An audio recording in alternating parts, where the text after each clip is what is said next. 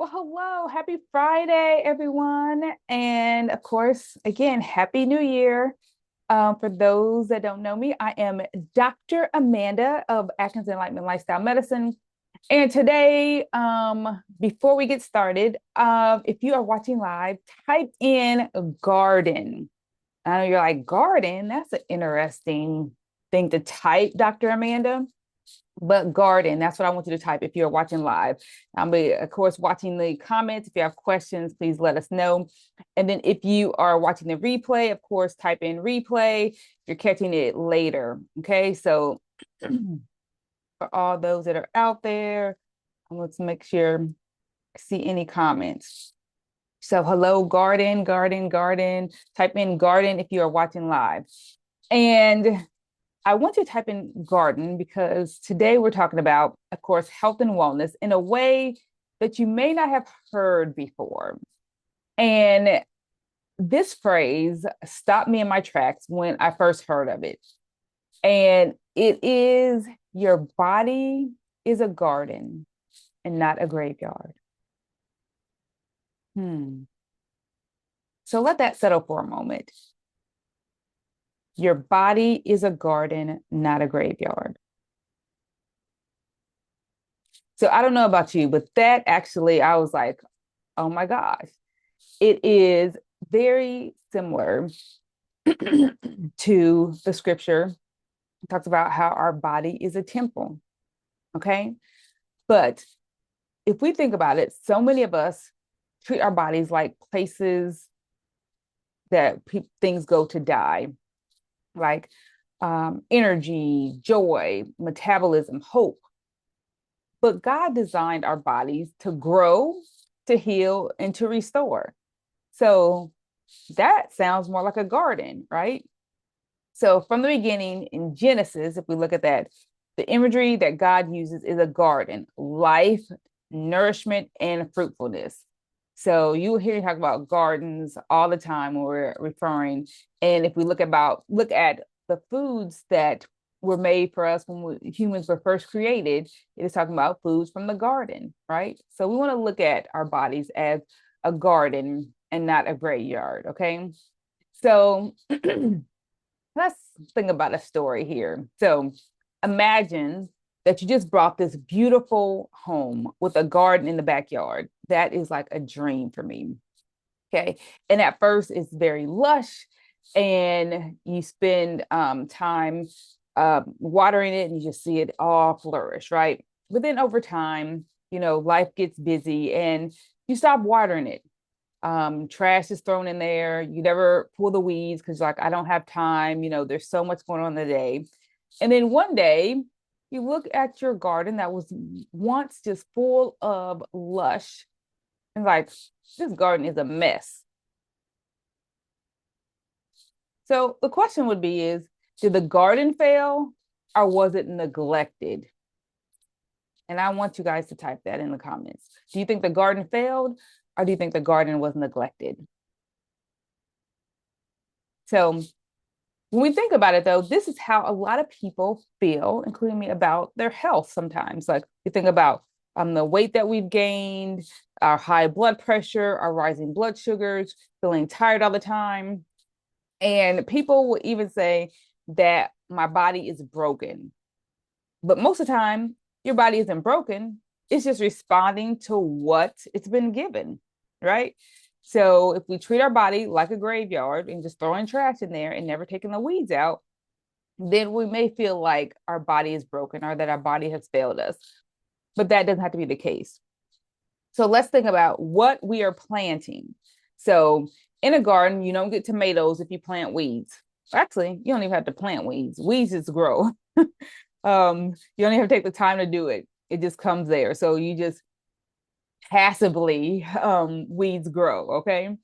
So in your body, you don't get energy, you don't get clarity, you don't get healing if you are consistently putting in ultra processed foods, chronic stress, poor sleep, inactivity, which is basically you're just letting go. Like you're not really putting in any effort to your garden or your human body. Okay.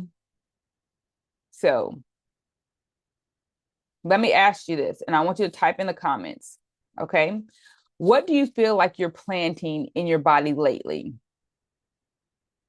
Are you planting fast food?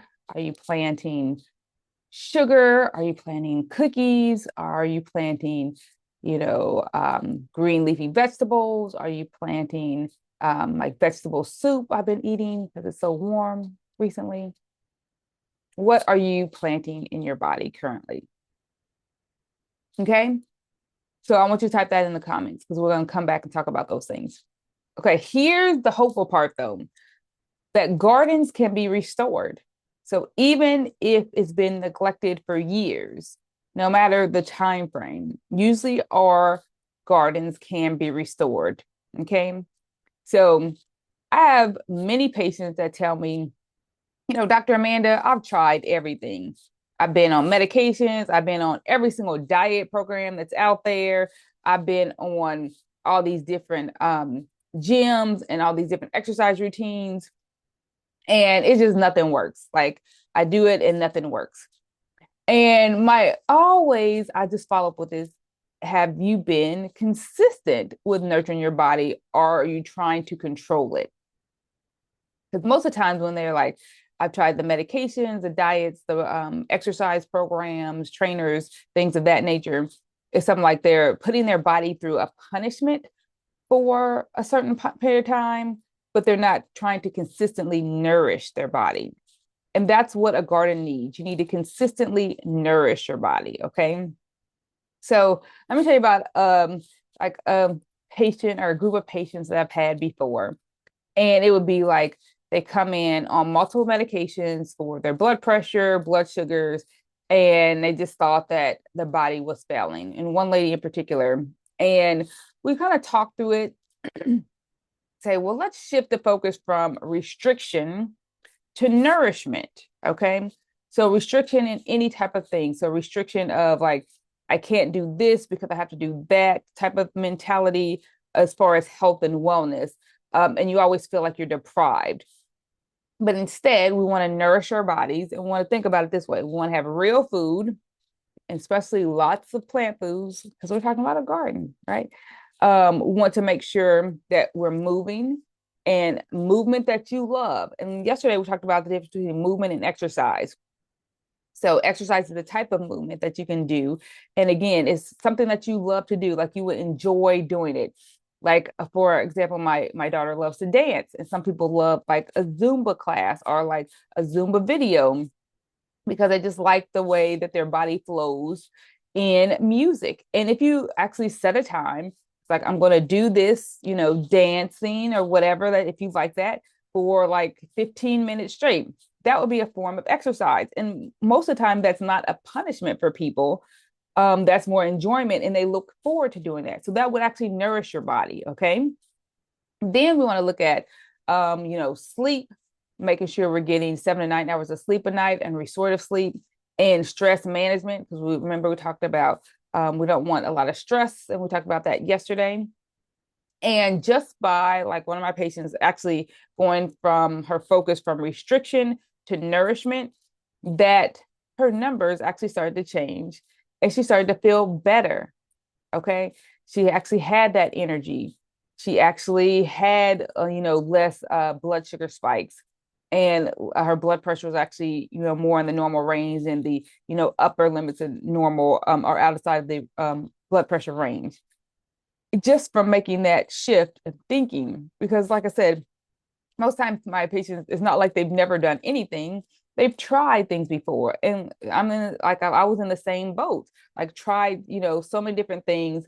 But when I'm decided, to actually say this is how it's going to be as a lifestyle instead of a restricted program that I'm going to follow for, the next month, the next, 60 days, the next 3 months, whatever it was, shifting to a actual nourishment state and into a lifestyle, actually, then that's when things started to change. Okay. So just that shift in mindset can do it. Okay. And now we want to think about, when we talk about nourishment, weeds versus seeds. Okay.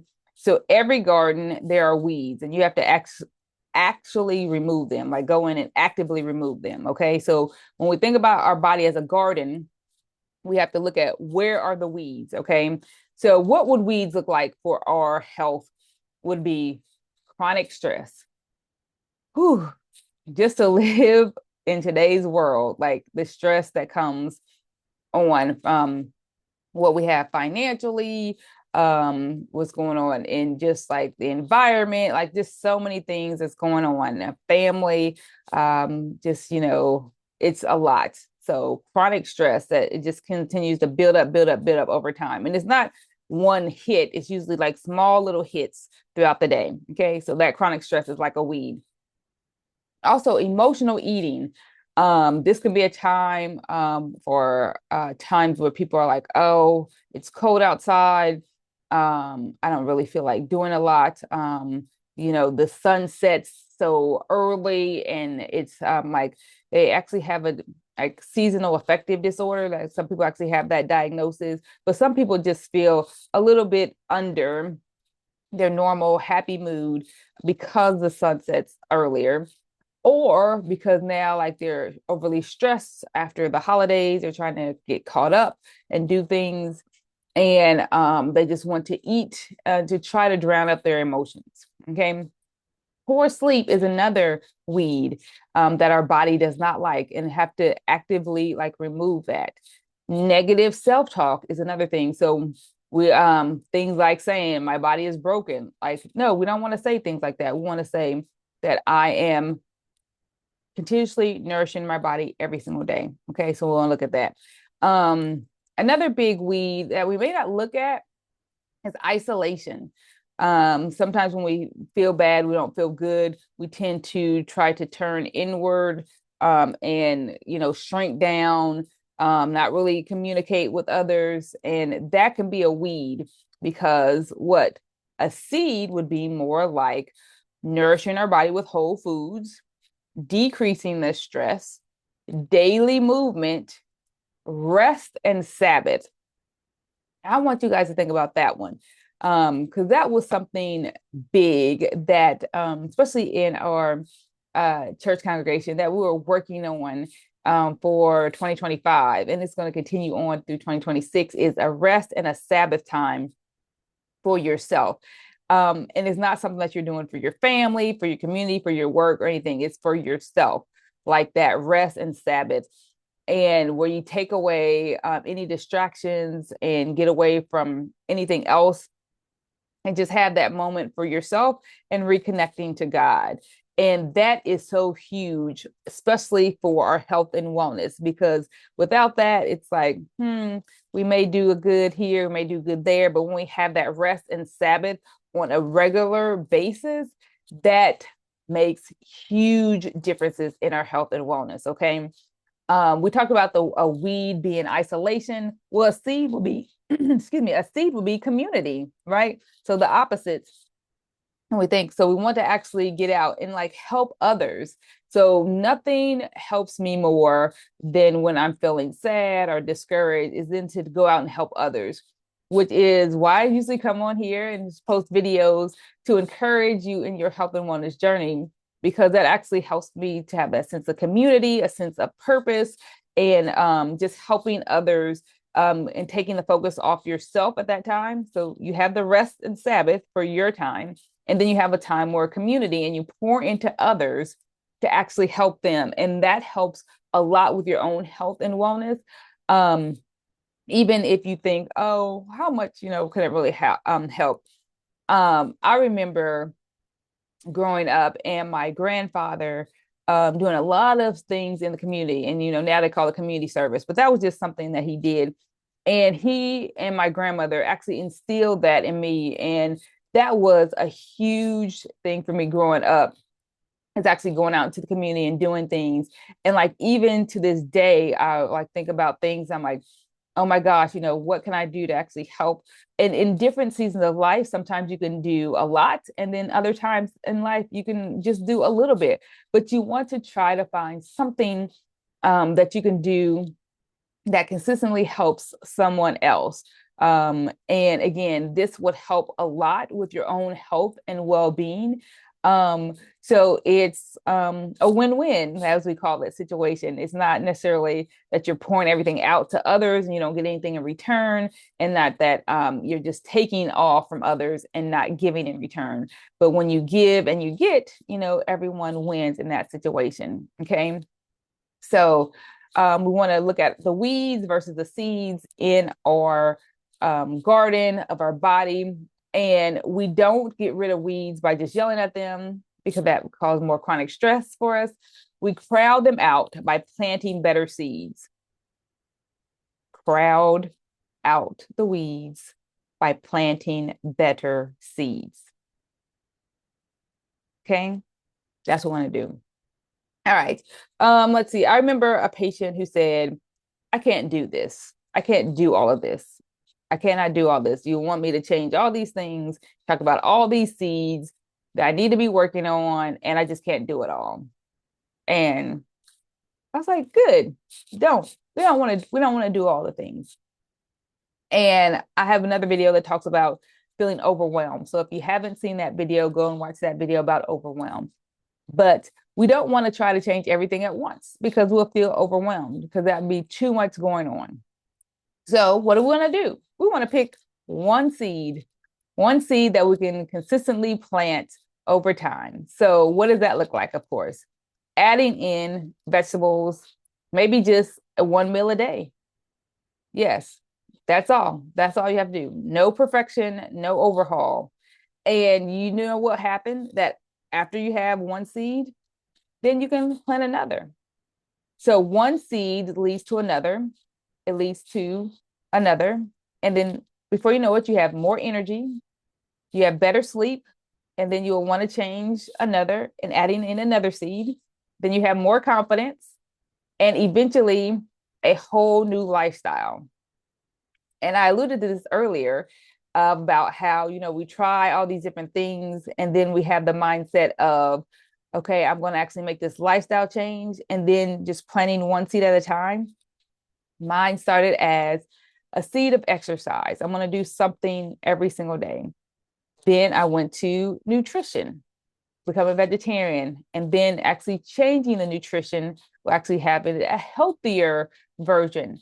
And a lot of times with nutrition, we have to look at, we have to just go with what we know at the time, because there's so much information that's out there about what we should be eating, what we should not be eating.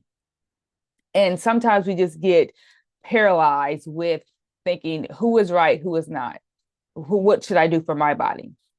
And this is where we don't want to feel overwhelmed. We just want to take the first step, try something out. So again, like for me, some of my patients, like we tried, like I said, just becoming vegetarian first.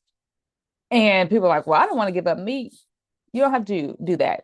Okay. I'm just telling you a story, my story of how kind of like my lifestyle journey went.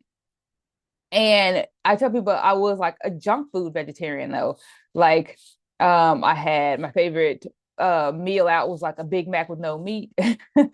And somebody's like, well, what kind of sandwich is that? Like you think about it.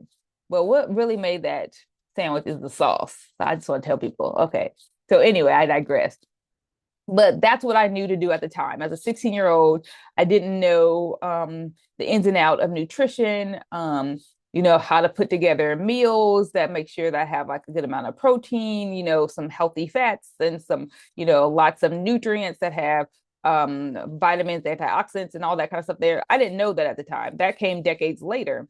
But at that point in time, I was like, well, this is the step I know that can actually help me in my health and wellness goal. And so I just started to do it at that point. And then as we continue to learn more, then we can continue to upgrade our lifestyle with our health and wellness. Okay. So you don't have to get overwhelmed. So just one small seed at a time can change everything for you. Okay. Next, I want to make sure that people know that health is not a punishment. It's not about cutting out. It's not about restricting. It's not about forcing, but we want to focus on growth through care, not growth of our garden through a punishment. Okay. Because when we think about punishment and we were working against ourselves. So we don't want to think of our body as the enemy. We want to think of our body as responding faithfully to how it is treated. All right. And in the scripture, it reminds us that as a man thinks in his heart, so is he. So how you speak about your body actually matters. Okay. So before we wrap up today, I hope you actually see that your body is a garden and not a graveyard, because graveyards are final for this side of life, but gardens are full of possibilities. Gardens are full of possibilities. Okay.